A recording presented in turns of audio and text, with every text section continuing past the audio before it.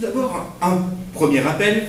Le 2 septembre 1939, l'Allemagne déclare la guerre et envahit la Pologne. Réaction tout de suite.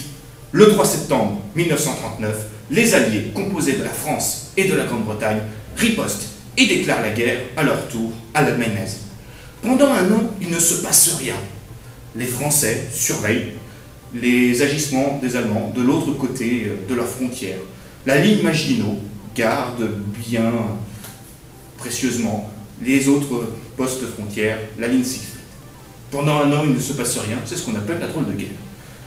Sauf que, à partir de mai 1940, à partir du 10 mai 1940, les choses vont mal tourner du côté français. Cette défaite militaire va tourner et va prendre l'allure d'une véritable débâcle. Une débâcle militaire. La Wehrmacht, menée par le maréchal Guderian, envahit soudainement la Belgique, les Pays-Bas et la France. C'est une véritable déroute.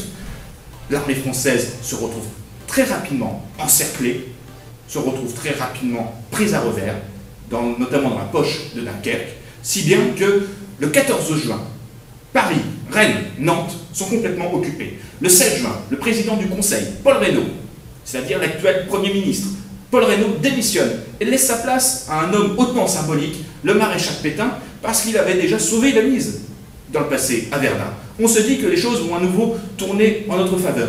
Non, le 17 juin 1940, Pétain annonce dans un discours radio qu'il faut cesser à tout prix les combats.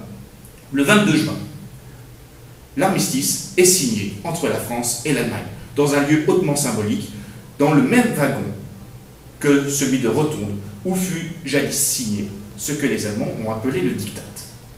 Pendant ce temps-là, venus du Nord, 8 millions de civils affluent vers l'Ouest et le Sud, fuyant les bombardements, fuyant la terreur qui commence à se répandre par les nazis. Cette fuite des civils qui encombrent les routes, qui fuient les bombardements et qui subissent également ces bombardements nazis, c'est ce que l'on appelle l'exode. L'armée française et la France sont complètement vaincus le 17 juin et le 22 juin 1940.